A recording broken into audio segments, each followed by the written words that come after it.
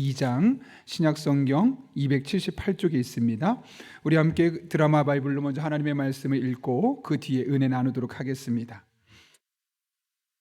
제12장.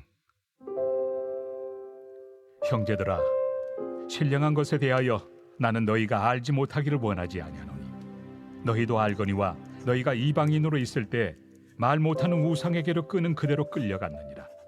그러므로 내가 너희에게 알리노니 하나님의 영으로 말하는 자는 누구든지 예수를 저주할 자라 하지 아니하고 또 성령으로 아니하고는 누구든지 예수를 주시라 할 수 없느니라. 은사는 여러 가지나 성령은 같고 직분은 여러 가지나 주는 같으며 또 사역은 여러 가지나 모든 것을 모든 사람 가운데서 이루시는 하나님은 같으니 각 사람에게 성령을 나타내심은 유익하게 하려 하심이라. 어떤 사람에게는 성령으로 말미암아 지혜의 말씀을, 어떤 사람에게는 같은 성령을 따라 지식의 말씀을, 다른 사람에게는 같은 성령으로 믿음을, 어떤 사람에게는 한 성령으로 병 고치는 은사를, 어떤 사람에게는 능력 행함을, 어떤 사람에게는 예언함을, 어떤 사람에게는 영들 분별함을, 다른 사람에게는 각종 방언 말함을, 어떤 사람에게는 방언들 통역함을 주시나니 이 모든 일은 같은 한 성령이 행하사 그의 뜻대로 각 사람에게 나누어 주시는 것이니라. 몸은 하나인데 많은 지체가 있고 몸의 지체가 많으나 한 몸임과 같이 그리스도도 그러하니라. 우리가 유대인이나 헬라인이나 종이나 자유인이나 다 한 성령으로 세례를 받아 한 몸이 되었고 또 다 한 성령을 마시게 하셨느니라. 몸은 한 지체뿐만 아니요 여럿이니 만일 발이 이르되 나는 손이 아니니 몸에 붙지 아니하였다 할지라도 이로써 몸에 붙지 아니한 것이 아니요 또 귀가 이르되 나는 눈이 아니니 몸에 붙지 아니하였다 할지라도 이로써 몸에 붙지 아니한 것이 아니니 만일 온 몸이 눈이면 듣는 곳은 어디며 온 몸이 듣는 곳이면 냄새 맡는 곳은 어디냐. 그러나 이제 하나님이 그 원하시는 대로 지체를 각각 몸에 두셨으니 만일 다 한 지체뿐이면 몸은 어디냐. 이제 지체는 많으나 몸은 하나라. 눈이 손더러 내가 너를 쓸 데가 없다 하거나 또한 머리가 발더러 내가 너를 쓸 데가 없다 하지 못하리라. 그뿐 아니라 더 약하게 보이는 몸의 지체가 도리어 요긴하고 우리가 몸에 덜 귀히 여기는 그것들을 더욱 귀한 것들로 입혀주며 우리 아름답지 못한 지체는 더욱 아름다운 것을 얻느니라. 그런즉 우리의 아름다운 지체는 그럴 필요가 없느니라. 오직 하나님이 몸을 고르게 하여 부족한 지체에게 귀중함을 더하사 몸 가운데서 분쟁이 없고 오직 여러 지체가 서로 같이 돌보게 하셨느니라. 만일 한 지체가 고통을 받으면 모든 지체가 함께 고통을 받고 한 지체가 영광을 얻으면 모든 지체가 함께 즐거워하느니라. 너희는 그리스도의 몸이요 지체의 각 부분이라. 하나님이 교회 중에 몇을 세우셨으니 첫째는 사도요 둘째는 선지자요 셋째는 교사요 그 다음은 능력을 행하는 자요 그 다음은 병 고치는 은사와 서로 돕는 것과 다스리는 것과 각종 방언을 말하는 것이라. 다 사도이겠느냐 다 선지자이겠느냐 다 교사이겠느냐 다 능력을 행하는 자이겠느냐 다 병 고치는 은사를 가진 자이겠느냐 다 방언을 말하는 자이겠느냐 다 통역하는 자이겠느냐. 너희는 더욱 큰 은사를 사모하라. 내가 또한 가장 좋은 길을 너희에게 보이리라. 아멘. 다양한 사람들이 모인 교회에는 다양한 문제들이 발생할 수밖에 없습니다. 선택사항이 아니라 어쩌면 필연적으로 나타날 수밖에 없는 현상 중에 하나일 겁니다.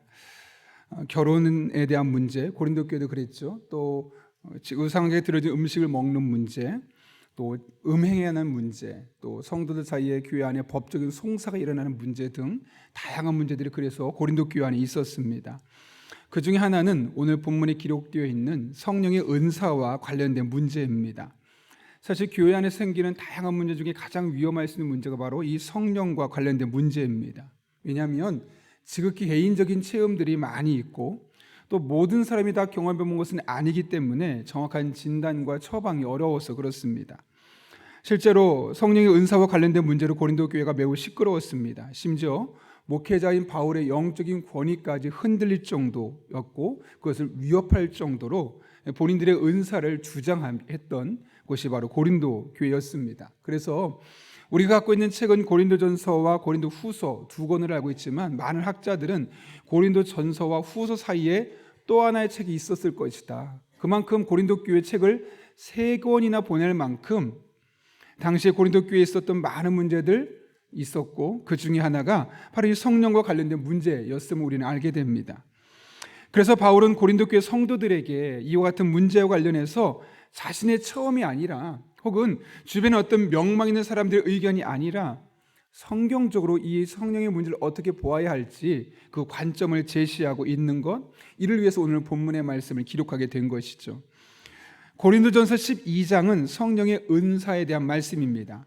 크게 두 부분으로 나눌 수 있는데 1절부터 11절까지는 성령님께서 주시는 이 다양한 은사들에 대해서 이야기를 하고 있고 12절부터 31절까지는 그 다양한 은사들이 어떤 건 겉으로 보기에는 너무나 탁월해 보이고 좋아 보이는 것이 있는 반면 어떤 것은 하찮아 보이고 별로 안 받아도 될 것처럼 보이는 은사도 있는데 결국 그렇지 않다는 겁니다.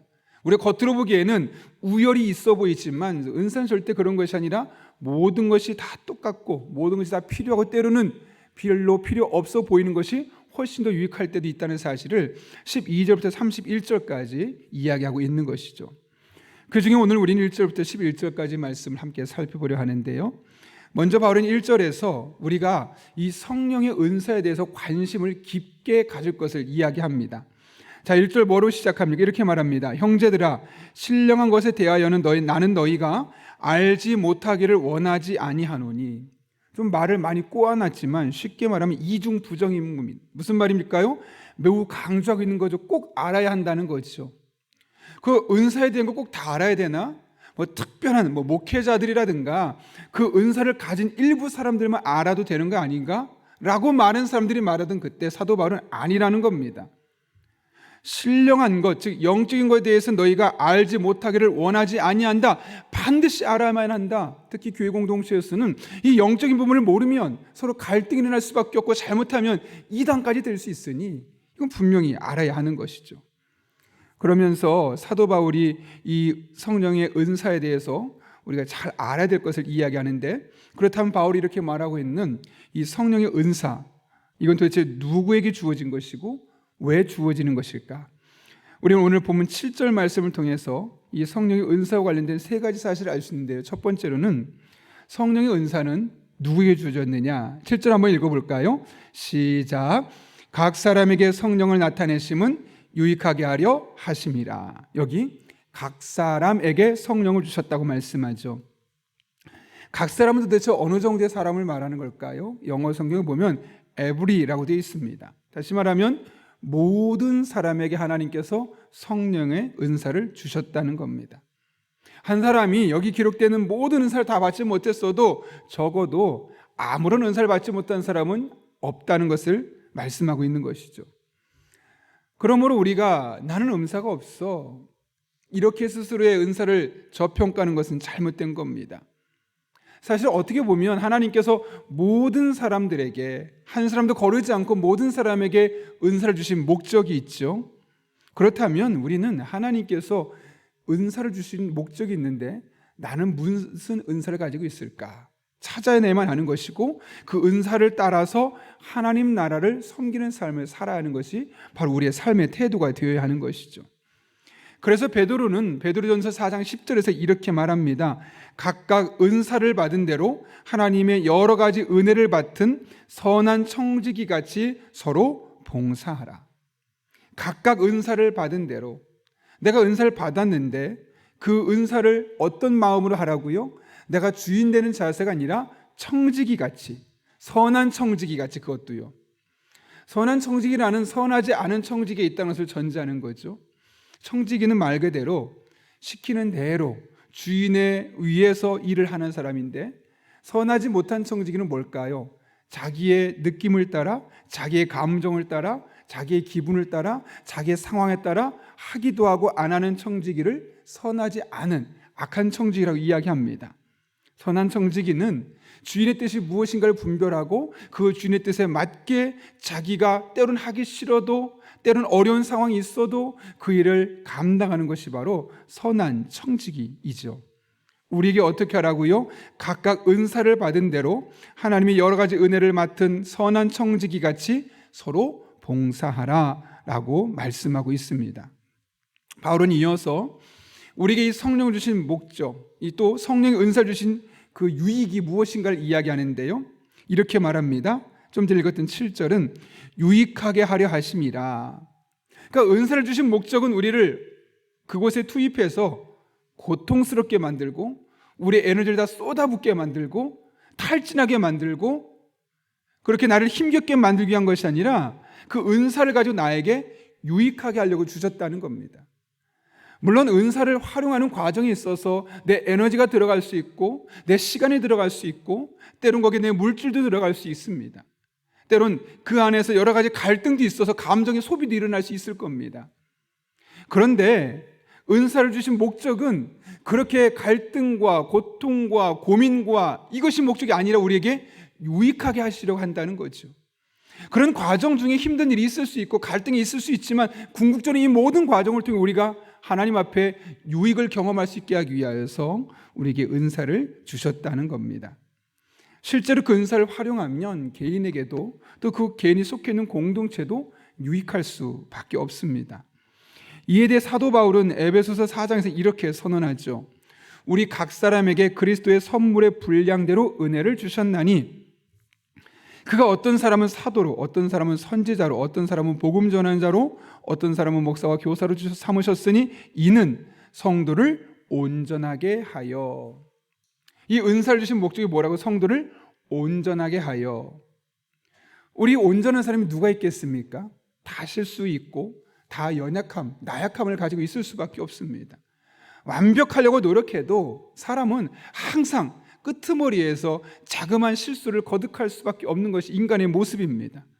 그러니 완벽한 모습을 기대한다면 그것만으로 문제가 있는 것이죠. 중요한 것은 그런 은사를 통해서 성도를 온전하게 세워가는 과정 중에 있게 되고 그리고 봉사일을 하게 하며 그리스도의 몸인 교회를 세우게 하시는 것이 하나님께서 우리가 주신 그 은사를 통해 활용하게 될 때 나타나는 유익이라고 말씀하고 있는 것이죠.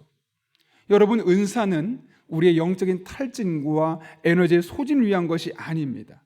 반드시 그 은사를 활용할 때 우리에게 유익이 있습니다. 중요한 건 그 일부 사람만 했을 때는 문제가 되는 거죠. 예컨대 여러분 조정 같은 거 아시죠? 이렇게 같이 배를 저어가는 거. 그 배를 같이 저어가는데 30명이 타서 열심히 양쪽에서 15명씩 젓고 있는데 나 힘들어 하면서 그 중에 한두 사람만 쉬면 어떤 일이 생길까요? 만약에 오른쪽에 두 사람이 쉬면 배는 아마 왼쪽으로 약간 휘어서 가게 될 겁니다. 하나님이 모든 사람에게 은사를 주셨을 때는 그 모든 사람을 활용해서 그 일을 해야 되는 건데 그 중에 일부가 쉬게 되면 바로 한쪽으로 치우치게 될 수밖에 없고 누군가는 더 힘을 쏟을 수밖에 없고 그래서 은사 갖고 하면 난 힘들어, 고통스러워 이런 일이 일어날 수밖에 없는 것이죠. 그래서 여러분을 교회에 일시키려고 하는 것이 아니라 하나님께서 모든 사람에게 은사를 주신 목적은 그 모든 사람이 함께 투입이 될 때 모두가 서로 유익하고 모두가 더 에너지를 줄일 수 있는데 그 중에 일부가 빠지기 시작하면 모두가 힘들어지는 겁니다. 우리가 이 영적인 원리를 알아야 하는 것이죠. 그래서 이래서 어렵고 저래서 안 돼가 아니라 하나님 주신 이 은사가 뭘까를 찾고 그 은사를 따라 섬겨야 하는 것이 우리의 삶의 모습입니다. 그럴 때 하나님은 그 은사를 통해서 우리 한 사람 한 사람을 영적으로 유익하게 만들어주는 것이고 우리가 속해 있는 영적인 공동체를 통해서 우리의 실행을 더욱더 독려시켜 주는 것이죠. 여기서 한 가지 사실을 더 알 수 있는데 그것은 성령의 은사가 나타나심은이라고 되어 있습니다. 여기 나타나심은 이 헬라어 단어를 보게 되면 디도타이라는 단어인데 주다의 수동태, 즉 받는다 이런 뜻을 갖고 있습니다. 그러니까 은사는 내가 원하는 것을 취하는 것이 아니라 하나님이 일방적으로 내게 주시는 겁니다. 물론 우리 안에 다양한 은사를 사모할 수 있습니다. 특별히 나는 이 은사만큼 꼭 받고 싶어 라고 생각할 수 있습니다. 그러나 그런 감정은 너무나 귀한 것인데 더 중요한 것은 하나님께서 우리에게 필요한 은사를 제공해 주신다는 거죠. 그러다 보면 내가 원하지만 경험할 수 없는 은사도 있습니다. 이에 대해 오늘 본문 12절이 이렇게 말하죠. 이 모든 일은 같은 한 성령이 행하사 그의 뜻대로 각 사람에게 나누어 주는 것이니라. 성령님께서 그분의 뜻대로 우리에게 은사를 나눠 주신다고 말씀하고 있는 것이죠. 이어서 사도 바울은 성령의 은사들에 대해서 이야기하는데, 여기 나온 은사는 크게 세 수로 분류됩니다. 첫 번째는 가르치는 은사, 그것은 지혜 말씀과 지식의 말씀이요, 초자연적인 힘을 갖고 있는 은사는 믿음과 병 고침과 능력 행함이요, 특별한 그런 소통으로 연결되는 은사는 예언과 영분별과 방언과 통역, 이 네 가지 은사로 우리 본문의 8절부터 10절까지 나타나고 있습니다. 우리가 이거 잘 살펴보지 않는 본문들이기 때문에 제가 아주 짧게 언급하면, 여기서 지혜 말씀은 로고스 소피아스라고 되어 있는데, 이게 뭐냐면 성령을 통해 우리에게 주어지는 지혜입니다. 이거는 책을 많이 읽거나 공부를 해서라기보다는 하나님께서 그냥 주시는 그런 성령님을 통해 주시는 지혜입니다. 그래서 어떤 상황 속에서 하나님의 뜻을 잘 판단하게 하고 위기 상황 속에서 어떤 걸 선택해야 될지 정확하게 볼 수 있는 그런 영적인 시각을 갖고 있는 사람이죠. 그런데 놀라운 것은 이것이 바로 로고스, 즉 하나님의 말씀과 연관되어 있다는 겁니다. 이게 무슨 말이냐면 하나님의 말씀을 통해 세상을 보고 하나님의 말씀을 통해 영적인 통찰력을 가지고 분별하는 능력을 갖게 된다는 거죠. 그러니까 성령의 은사로 주어지는 것이지만 결국은 성경 말씀을 통해 우리에게 주는 영적인 통찰력을 갖게 되고, 이것을 통해서 우리의 일상의 삶에서 지혜롭게 살아갈 수 있다는 거죠. 두 번째, 지식의 말씀은 성령의 도움을 통해 알려진 지식으로 성경 자체를 깨닫게 하는 능력입니다. 그래서 이 은사가 있으면 성경이 믿어지고 성경이 이해가 되고, 신기하게 그분의 학력과 상관없이, 지적인 능력과 상관없이 성경을 참 잘 설명하고 있는 것을 보게 됩니다. 지능지수, IQ가 얼마냐와 상관없이 하나님께서 주시는 그 성령을 통해 말씀을 깨닫게 하는 능력입니다. 그래서 평신도 중에 어떤 분들은 목회자보다 성경 공부를 많이 안 했음에도 불구하고 통찰력 있게 아주 가끔 그렇게 말씀을 잘 깨닫게 하시는 분들이 있는 거죠. 세 번째로, 믿음의 은사는 하나님의 말씀이 그대로 될 것이라는 그런 것을 말합니다. 그래서 성경의 말씀대로 나는 병든 사람이 나을 것을 믿어, 나는 성경의 말씀대로 그 기도하면 응답받을 것을 믿어, 막 그런 믿음의 은사가 있는 겁니다. 그래서 종종 이런 사람들이 말하면 사람들이 비현실주의자처럼 말합니다. 기도하세요, 하나님 들어주십니다, 어떤 상황에도 응답해 주십니다라고 말할 때, 목사님 다 그렇진 않잖아요, 제가 보니까 그런 사람도 있지만 안 그런 사람도 많던데요, 그렇게 말하는 상황 속에서 아니라고, 믿어보자고, 기대보자고. 그래서 때로는 허풍쟁이처럼 보이고 이상주의처럼 보이지만 그것은 그냥 하는 소리가 아니라 믿음의 은사가 있기 때문에 그런 겁니다. 중요한 것은 이 믿음의 은사가 작동할 때 능력들이 나타난다는 것이죠. 네 번째로는 믿음의 은사보다는 좀 하위 개념으로서 병 고치는 은사입니다. 여기 보게 되면 실제로 아픈 사람을 낫게 하는 은사인데요, 여기 보면 병 고치다 할 때 고치다, 이 치유하다는 뜻이 복수형으로 되어 있습니다. 그래서 그냥 치유하는 것이 아니라 치유들을 한다는 거죠. 그래서 이 원문의 의미를 그대로 하면 어떤 의미냐면 육체의 질병, 마음의 병뿐만 아니라 이 영적인 질병들까지도 고쳐줄 수 있는, 그래서 이와 같은 은사가 있을 경우 우리 안에 있는 자신의 개인의 영혼뿐만 아니라 다른 사람을 위해서 함께 기도할 때 놀란 이런 치유 은혜가 나타나죠. 겉으로 드러난 외적인 질병뿐만 아니라 그의 마음의 병까지도 하나님께 주시는 그 병 고치는 은사를 통해서 회복시켜 주는 겁니다. 그 다음 다섯 번째는 능력 행함입니다. 이것은 원문을 보게 되면 기적들의 일들이라는 뜻을 갖고 있어서 성경을 통해 나타날 수 있는 수많은 초월적인 사건들, 성경에 기록되는 그 초월적인 수많은 사건들이 믿음의 은사와 상관없이 능력 행함을 통해 나타나게 된다는 거죠. 여섯 번째는 예언함입니다. 이거는 하나님의 감추어진 계시를 깨닫는, 선포하는 것인데, 미래에 이런 일이 일어날 것입니다 라고 하는 것도 있겠지만 하나님의 감춰진 계시의 내용을 깨닫게 되고 선포하는 데 있습니다. 그래서 사도 바울이 여기서는 말하지는 않지만 그 뒤 이어지는 고린도전서 14장을 보게 되면 교회의 덕을 세우는데 이 예언의 은사가 아주 중요하다라는 사실을 이야기하고 있죠. 그리고 이것을 사모하라라고 말합니다. 7번째, 영분별입니다. 여기 영분별은 무엇을 의미하냐면 악한 영이 하는 일이냐 아니면 선한 영이 하는 것이냐. 그리고 여러분이 잘 아시는 것처럼 아나니아와 삽비라가 밭을 판 것의 일부를 드렸지만 일부는 숨기지 않았습니까?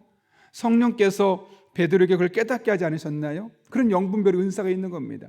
이 사람이 하는 행동이 정말 순수한 마음을 하는 것인지 아니면 그 안에 거짓이 있고 문제가 있는 것인지, 영분별의 은사가 있으면 그 상대방의 진심이 보입니다. 이 나를 이용하기 위해 하는 것인지 아니면 정말 하나님을 사랑하는 마음을 하는 것인지, 그런 영분별의 은사가 있다는 거죠. 8번째는 각종 방언을 말하는 겁니다. 여기 보면 각종 방언이라고 되어 있죠.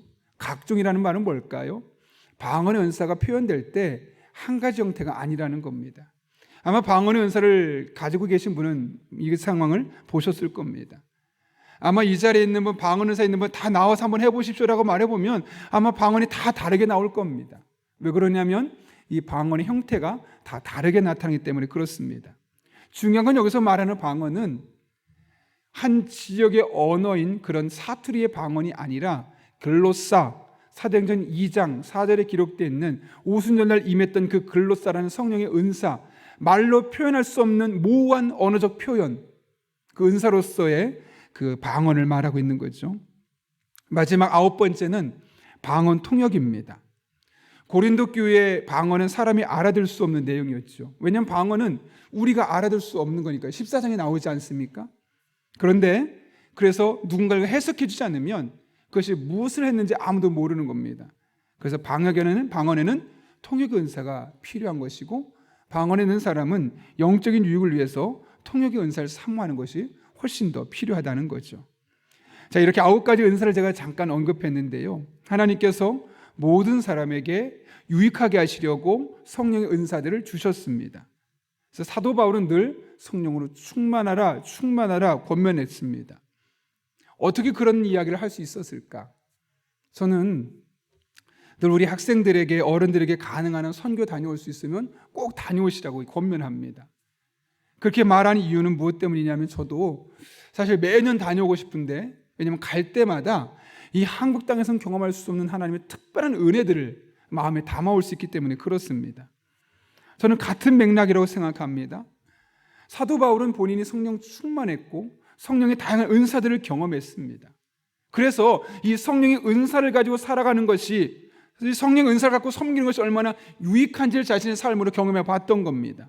그래서 성도들이 이렇게 권면할 수 있었던 것이죠. 여러분, 하나님께서 우리들에게 은사를 주셨습니다. 유익하게 하기 위해서 주셨습니다. 그러므로 성령의 충만을 사모하고 주신 은사를 잘 확인하여 그 은사를 따라 살아가는 저 여러분 될 수 있기를 바랍니다. 하나님이 예비하신 풍성한 은혜, 여러분의 영혼을 유익하게 하고 우리의 영혼이 하나 될 때 공동체를 유익하게 하신 하나님의 놀라운 은총을 경험하게 될 것입니다. 이런 은혜가 이 새벽에 저 여러분의 삶 가운데 경험될 수 있기를 예수님의 이름으로 축원합니다.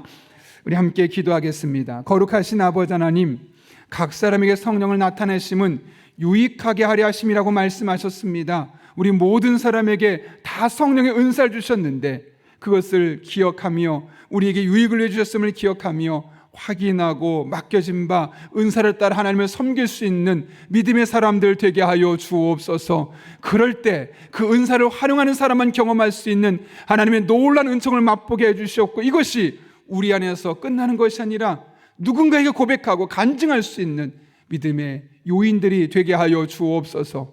이 새벽에 우리 성도들을 그렇게 축복해 주시길 바라오며 예수님의 이름으로 기도하옵나이다. 아멘.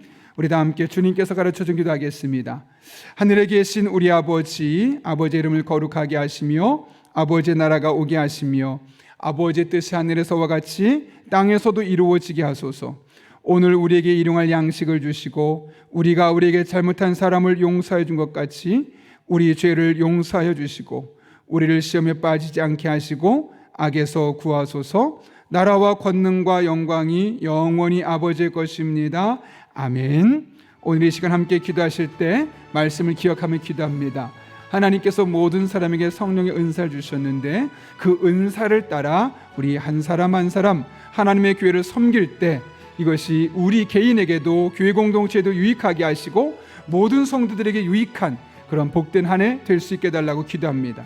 한 걸음 나가 오늘도 성령으로 충만하게 하셔서 마땅히 기도할 바를 알게 하시고 이를 통해 모든 것을 합력해 선을 이루시는 하나님을 경험하게 하여 주옵소서.